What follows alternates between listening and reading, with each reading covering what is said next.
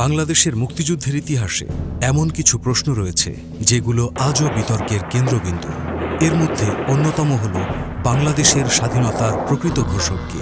এই নিয়ে বিগত ফ্যাসিস্ট সরকার এক ধূম্রজাল তৈরি করে রেখেছে পরিকল্পিতভাবে। আসল সত্যটি কি?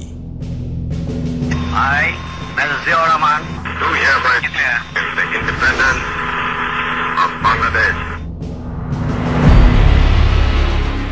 1970 সালের সাধারণ নির্বাচনে শেখ মুজিবুর রহমানের নেতৃত্বাধীন আওয়ামী লীগ নিরঙ্কুশ সংখ্যাগরিষ্ঠতা অর্জন করে। পূর্ব পাকিস্তানের জনগণ প্রথমবারের মতো আশার আলো দেখতে পায়। কিন্তু পশ্চিম পাকিস্তানের শাসক গোষ্ঠী ক্ষমতা হস্তান্তরে অস্বীকৃতি জানালে পূর্ব পাকিস্তান তথা বাংলাদেশের জনগণ ক্ষোভে ফেটে পড়ে। পরাধীনতার শৃঙ্খল ভেঙে মুক্তির দাবি ওঠে গণমানুষের ভেতর থেকে। সারা দেশে জোরালো হয়ে ওঠে স্বাধীন বাংলাদেশের দাবি। কিন্তু 1971 সালের 7 মার্চের ভাষণে সেই জন আকাঙ্ক্ষা সুকৌশলে এড়িয়ে যান শেখ মুজিবুর রহমান।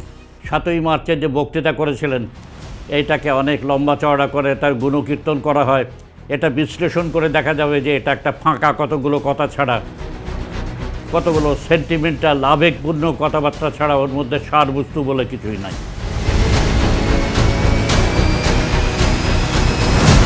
25 মার্চ রাতের অন্ধকারে পাকিস্তানি সেনাবাহিনী নিরস্ত্র ঘুমন্ত বাঙালিদের ওপর ঝাঁপিয়ে পড়ে। ঢাকায় শুরু হয় অপারেশন সার্চলাইট।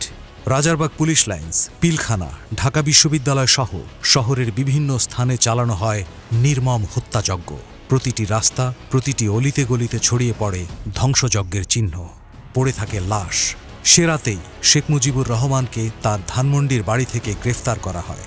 অবশ্য ইতিহাসবিদদের মতে শেখ মুজিবুর রহমান নিজেকে পাকিস্তানের হাতে তুলে দেন। শেখ সাহেব যে 25শে মার্চের ঘটার মুখে সবাইকে তিনি বলতেন চলে যেতে, হ্যাঁ, অথচ নিজে বসে থাকলেন। 25 তারিখে ঘরে বসে আত্মসমর্পণ করলেন। তিনি বাংলাদেশ স্বাধীন হোক এটা চায় নাই, তিনি চেয়েছিলেন পাকিস্তানের প্রধানমন্ত্রী হওয়ার জন্য। পরবর্তীতে সেটা প্রমাণিত হয়েছে। আরে সবাইকে যখন চলে যেতে বলছে, একটা পরিস্থিতি তৈরি হয়েছে, সেখানে বাড়িতে বসে থাকলে তো তাকে নিয়ে যাবি, তাকে ধরবে না? সবাইকে ধরছে, শেখ মুজিবকে ধরবে না? তিনি পাকিস্তানে চলে গেলেন, স্বেচ্ছায় গ্রেপ্তার হলেন। তাকে কেউ গ্রেপ্তার করতে আসে নাই, তিনি টেলিফোন করে বলে দিলেন যে আমাকে গ্রেপ্তার করে নিয়ে যাও। ঢাকার এই রক্তাক্ত রাতের খবর চট্টগ্রামে পৌঁছালে শহরে চরম উত্তেজনা ছড়িয়ে পড়ে। এদিকে পশ্চিম পাকিস্তানি সেনাদের জন্য আনা অস্ত্রভর্তি জাহাজ নোঙ্গর করা হয় চট্টগ্রাম বন্দরে। পাকিস্তানি বাহিনী অস্ত্র খালাসের চেষ্টা চালালে স্থানীয় জনগণ বাধা দেয়। চট্টগ্রামে তখন 8ম ইস্ট বেঙ্গল রেজিমেন্টের দায়িত্বে ছিলেন লেফটেন্যান্ট কর্নেল আব্দুর রশিদ জাঞ্জুয়া। তিনি মেজর জিয়াউর রহমানকে বন্দরে গিয়ে পরিস্থিতি নিয়ন্ত্রণে আনার নির্দেশ দেন। নৌবাহিনীর একটি ট্রাকে তুলে মেজর জিয়াউর রহমানকে বন্দরের দিকে পাঠানোর ব্যবস্থা করেন। সঙ্গে দেওয়া হয় একজন পশ্চিম পাকিস্তানি নৌবাহিনীর অফিসার। উদ্দেশ্য একটাই, সবকিছু যেন তাদের নিয়ন্ত্রণেই থাকে। তাজউদ্দিন সাহেব তো রেকর্ডার নিয়ে তার কাছে গিয়েছিলেন বলতে যে আপনি কোথায় কি হয় জানি না, একটা বক্তৃতা দিয়ে দেন, এখানে বক্তব্য যেটা আমরা প্রচার করতে পারবো যে বাংলাদেশের স্বাধীনতা ঘোষণা করছে। তখন শেখ মুজিব তাজউদ্দিনকে বললেন যে সর্বনাশ, বলেন কি, এটা যদি রেকর্ড করা যায় তাহলে তো আমাকে তো একটা দেশদ্রোহী বলবে। তো যিনি স্বাধীনতা ঘোষণা করতে যাচ্ছেন তিনি দেশদ্রোহী তারা বলবে বলে ভয়ে রেকর্ড করলেন না। কিন্তু শহরের পরিস্থিতি তখন একদমই স্বাভাবিক ছিল না। রাস্তা জুড়ে তৈরি হয়েছিল অসংখ্য ব্যারিকেড। প্রতিটি ব্যারিকেড অতিক্রম করতে করতেই সময় পেরিয়ে যাচ্ছিল। ঠিক এমন সময় আগ্রাবাদের একটি বড় ব্যারিকেডে তারা থেমে যান। পেছন থেকে দ্রুতগতিতে একটি জর্জ গাড়ি এসে থামে। গাড়ি থেকে নেমে ক্যাপ্টেন খালেকুজ্জামান ছুটে এসে মেজর জিয়াকে বলেন, চট্টগ্রামে পশ্চিমারা গোলাগুলি শুরু করেছে। লেফটেন্যান্ট কর্নেল MR চৌধুরী সহ অনেক বাঙালিকে হত্যা করেছে। শহরে রক্ত ঝরছে। এই খবর শুনে মেজর জিয়া কয়েক সেকেন্ডের জন্য চুপ করে থাকেন। মনে মনে ঠিক করে ফেলেন আশু করণীয়। তারপর দৃঢ় কণ্ঠে বলেন, উই রিভল্ট। মেজর জিয়াউর রহমানের এই ঘোষণা যেন মুহূর্তেই বদলে দেয় দৃশ্যপট। তিনি ক্যাপ্টেন খালেকুজ্জামানকে কর্নেল অলি আহমেদের কাছে ফিরে পুরো ব্যাটালিয়নকে যুদ্ধের জন্য প্রস্তুত করতে নির্দেশ দেন। একই সঙ্গে ব্যাটালিয়নের সব পশ্চিমা অফিসারকে গ্রেফতার করতে নির্দেশ দেন মেজর জিয়া। তার নির্দেশে তৎক্ষণাৎ লেফটেন্যান্ট কর্নেল জাঞ্জুয়া সহ অন্যান্য পশ্চিমা অফিসারদের গ্রেফতার করা হয়। বিদ্রোহের বার্তা ছড়িয়ে দিতে মেজর জিয়া টেলিফোন অপারেটরকে নির্দেশ দেন। অপারেটর আনন্দের সঙ্গে নির্দেশনা অনুসরণ করেন। DC, SP, DIG, Awami League নেতাকর্মী থেকে শুরু করে সারা দেশে বিদ্রোহের বার্তা পৌঁছে যায়। সুতরাং এটা 8ম বেঙ্গল রেজিমেন্ট, মেজর জিয়া এবং আমি lieutenant colonel M R Chowdhury, আমরা এই বাংলাদেশের স্বাধীনতার জন্য সর্বপ্রথমে এগিয়ে যাই। আমি চট্টগ্রামের কথা বলতে পারি যে গোটা ছাত্র সমাজের দেশ।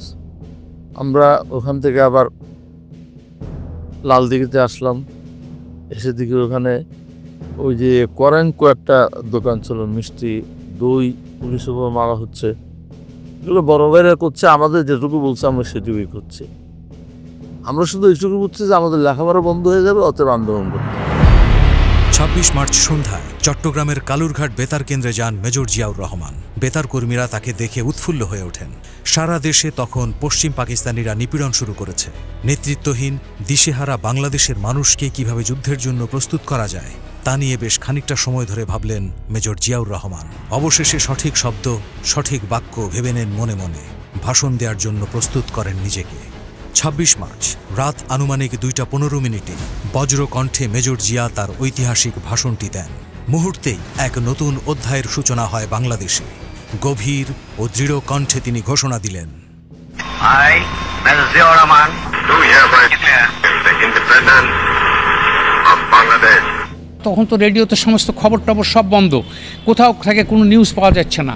আমার বোন ওখান থেকে বললো যে তাড়াতাড়ি আসো কি মেজর জিয়া ঘোষণা দিচ্ছে যে এরকম ব্যাপার, মুক্তিযুদ্ধ শুরু হয়েছে এবং তিনি এটার একটা ঘোষণা দিচ্ছেন। সমগ্র জাতির সামনে কোনো দিক নির্দেশনা ছিল না, আমরা বুঝতে পারছিলাম না যে কি হতে যাচ্ছে।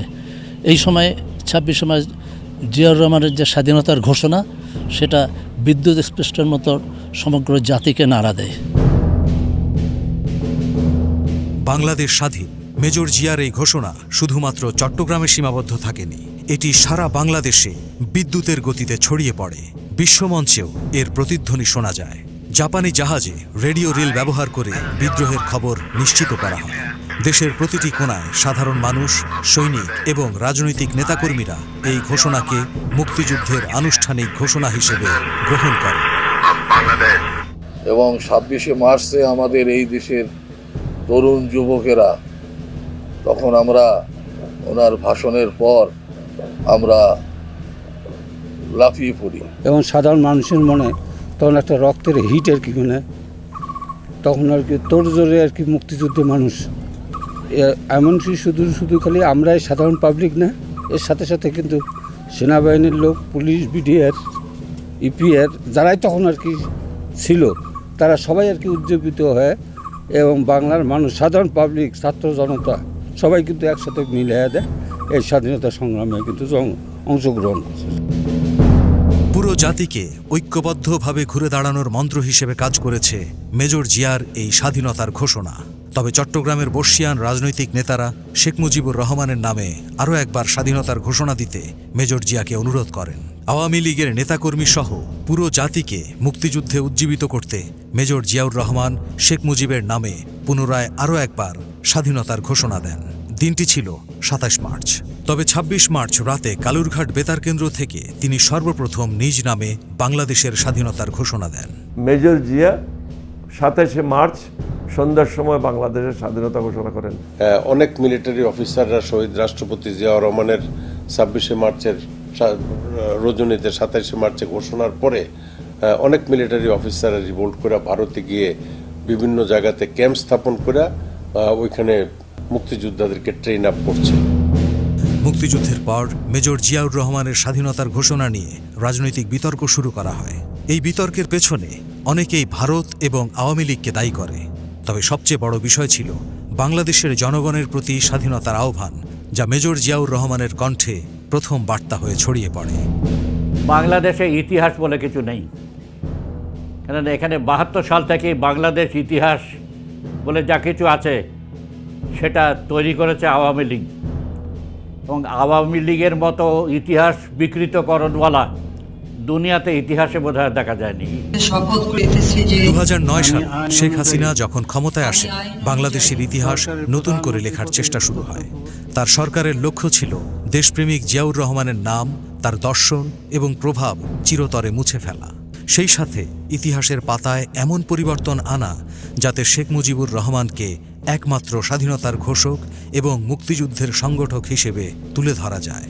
কিন্তু ইতিহাসের শক্তি এখানেই যে সত্যকে কখনো দাবিয়ে রাখা যায় না। ভারত চেয়েছিল বাংলাদেশকে চিরদিনের জন্য তাদের একটা করদ রাজ্যে পরিণত করার জন্য।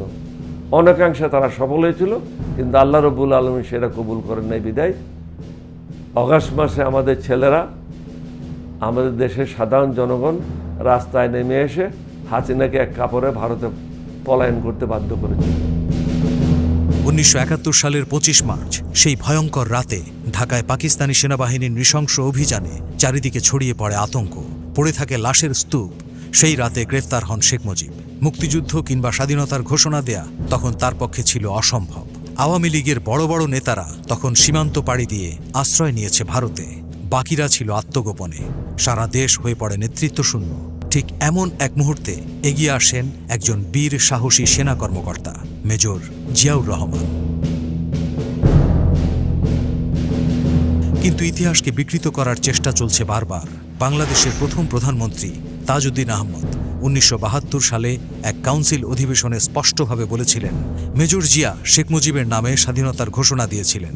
অথচ পতিত শেখ হাসিনা সরকার এই সত্যকে আড়াল করার অপচেষ্টা চালিয়েছে নানান কৌশলে। স্বাধীনতার ঘোষণা এবং মুক্তিযুদ্ধে মেজর জিয়ার সাহসী ভূমিকা শুধু দেশে নয়, বিদেশেও প্রশংসিত হয়েছে। বিশ্বের প্রভাবশালী পত্রিকা new York Times, world street journal, Times ম্যাগাজিনের মতো সংবাদ মাধ্যমগুলো তাকে স্বাধীনতার নেতা হিসেবে স্বীকৃতি দিয়েছে। এমনকি ভারতের তৎকালীন প্রধানমন্ত্রী ইন্দিরা গান্ধীও স্বীকার করেছিলেন, স্বাধীনতার ডাক এসেছিল মুজিব গ্রেফতার হওয়ার পর, তার আগে নয়। তবে মেজর জিয়ার গল্প এখানেই থেমে যায়নি। পুরো মুক্তিযুদ্ধ জুড়ে এবং স্বাধীনতার পরে দেশের ক্রান্তিকালে তিনি অবতীর্ণ হয়েছিলেন ত্রাণকর্তা হিসেবে। স্বাধীনতার ঘোষণার প্রাক্কালে মেজর জিয়াউর রহমানের সাহসী নেতৃত্বে ৮ম ইস্ট বেঙ্গল রেজিমেন্ট বিদ্রোহ শুরু করে। উত্তোলন করা হয় স্বাধীন বাংলাদেশের পতাকা, যা ছিল প্রতিরোধের প্রথম পদক্ষেপ। নীরজচন্দ্র চৌধুরী তার বইতে লিখেছেন, 25 মার্চের পর দেশ যখন নেতৃত্বহীন, তখন মেজর জিয়া চট্টগ্রাম বেতার থেকে অস্থায়ী সরকারের ঘোষণা দেন। এখানে কোনো নাটকীয়তা নেই, কেবল আছে এক সত্য, এক সাহস, এক অনুপ্রেরণার গল্প। 1977 সালে ভারতের সাবেক রাষ্ট্রপতি নীলম সঞ্জীব রেড্ডি এক ঐতিহাসিক বক্তব্যে মেজর জিয়াউর রহমানের প্রশংসা করেন। তিনি বলেন, আপনার ইতিহাসে আপনি একজন সাহসী যোদ্ধা হিসেবে স্বাধীনতা ঘোষণা করেছেন। 1971 সালে এনবিসি টিভি নেটওয়ার্কের এক প্রতিবেদন উল্লেখ করে, শেখ মুজিব সরাসরি স্বাধীনতার ঘোষণা দেননি, বরং স্বায়ত্তশাসনের দাবি করেছিলেন। মেজর কে এম শফিউল্লাহ তার বই বাংলাদেশে লিখেছেন, 25 মার্চ রাতে পাকিস্তানের বাহিনীর বিরুদ্ধে বিদ্রোহ ঘোষণা করেন মেজর জিয়া এবং 26 মার্চ স্বাধীনতার ডাক দেন। একই কথা উঠে আসে মেজর জেনারেল অবসরপ্রাপ্ত সুবিদ আলী ভূঁইয়ার লেখায়ও। তিনি বলেন, মেজর জিয়া নিজের ভাষণ তৈরি করে তা কালুরঘাট বেতার কেন্দ্র থেকে পাঠ করেন। ভারতের মেজর জেনারেল সুকান্ত সিং এবং পররাষ্ট্র সচিব JN দীক্ষিত মেজর জিয়ার সেই সাহসী ভূমিকার স্বীকৃতি দিয়েছিলেন। মেজর জেনারেল ফজলুর রহমান একটি গুরুত্বপূর্ণ বক্তব্যে বলেন, মেজর জিয়া স্বাধীনতার ঘোষণা দিয়েছেন, তার সেই ভাষণ আমি নিজেই শুনেছি। এরকম হাজারো দলিল আছে সারা বাংলার আপামর জনগণের স্বীকারোক্তিতে। বাংলাদেশের মুক্তিযুদ্ধের ইতিহাসে জিয়াউর রহমানের নাম চিরকাল অমলিন হয়ে থাকবে। তার সাহসিকতা হয়ে থাকবে প্রজন্মের অনুপ্রেরণা।